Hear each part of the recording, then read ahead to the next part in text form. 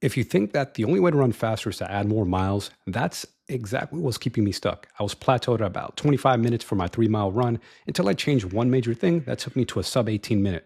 I'm Dr. Ray Peralta, physical therapist and run coach and a Marine veteran. And in this video, I'm going to show you how I improved my 3 mile run without running more.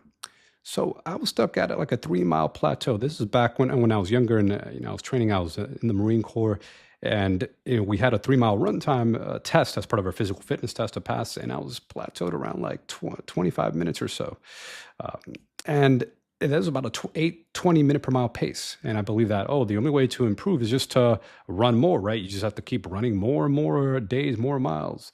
But I did that for a few months, and I was not getting any real progress. I was stuck. I was at this like speed barrier where I wasn't getting any faster, and I was frustrated too because I want to do other things. I also was into like martial arts and lifting. I didn't want running to just consume my life. I didn't want to be everything I did was all about running, and I really wanted a sub 18, a 6 minute per mile pace to ace the Marine Corps fitness test. I had some dreams of like really just being the best Marine I could be. So I really wanted to improve my run time.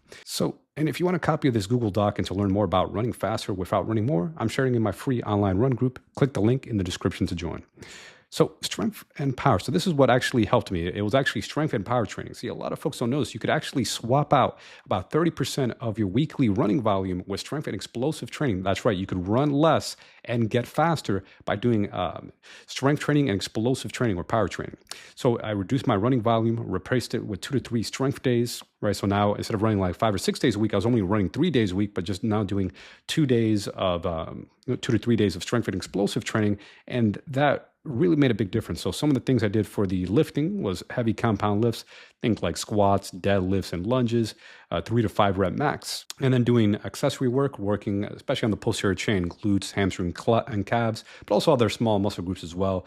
Also the hip rotators, tibialis anterior, but regardless, it was like 15 to 25 reps, higher repetition efforts to really fatigue out those smaller muscle groups, address those weak links, and then also doing explosive training, things like doing speed squats. So taking a load that's about 50 to 60% of my 1 rep max and really trying to move the weight quickly, doing speed squats, speed deadlifts, jump squats, and even box jumps, right? That was also very important. And then also cross training. So I was still also building up my cardio fitness without just not running more by doing other types of cardio. For example, weighted walking, right? So walking with a weighted vest or rucking, kind of seeing like this picture.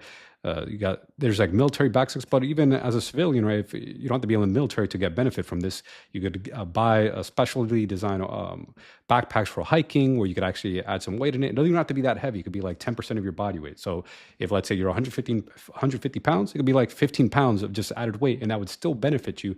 And just going for like a 30, 45-minute weighted walk can give you tremendous benefits and even carry over to improving your running performance.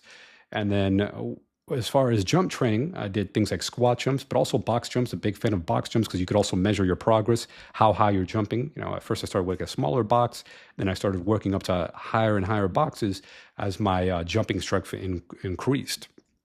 All right, so big fan of doing that. And even if you don't belong to a gym, a lot of these plyometric or jump boxes are relatively inexpensive.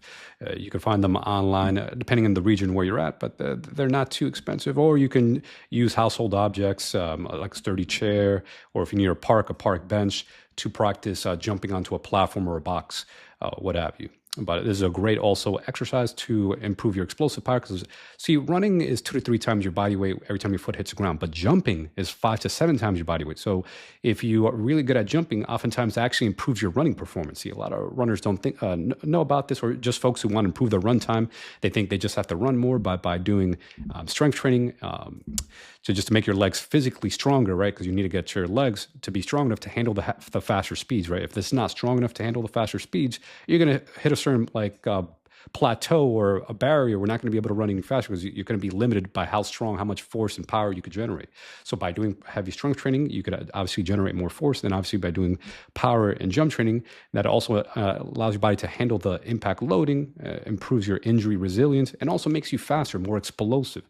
Right now you're able to run faster. And this is what I found for myself. Right? I improved my 3 mile run time, averaging from like an 8:20 minute per mile pace to a 6 minute per mile pace. So I ran at 3 miles essentially in under 18 minutes.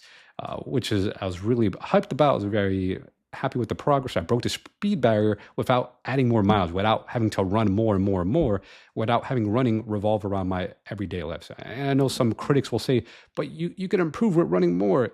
Yes, to an extent, but you're still, if you ignore strength training and explosive training, I would still argue you're putting yourself at risk for injury. And often those folks who are saying they're running more, they're still doing the strength and explosive training as well, right? They don't always advertise it. They try to lead you on that they just run alone, like these elite runners. They also have strength programs as well. I've worked as an exercise physiologist with collegiate athletes. They're oftentimes also working with a strength conditioning coach as well.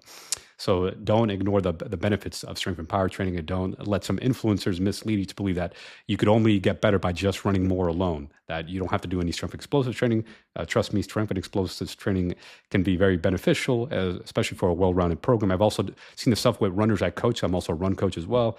So my athletes who I've been coaching, they've improved the run time, even though they were just following traditional run-only programs. By adding strength and explosive training, they notice improvements in the run from across different distances, not just the 5K or 3 mile, but also half marathon, full marathon. They've improved their running performance by doing strength and explosive training. And they also helped to decrease their overuse injuries as well. So for me, I was able to ace the Marine Corps fitness test and just be generally more fitter and healthier overall just by doing, adding the strength and explosive training to my routine. So I currently have 2 spots open and work with me privately for one-to-one coaching to help you run faster without having to run more or getting hurt. If you're curious, there's a link to apply in the description. First come, first serve. So remember, you can run less by training smarter. You don't have to run more to get faster. Strength training builds force production and durability. Explosive work improves speed and running economy and like tendon elasticity, that rebound strength. And cross training done right can boost your capacity without extra pounding. If you want to run faster without running more, apply the same principles.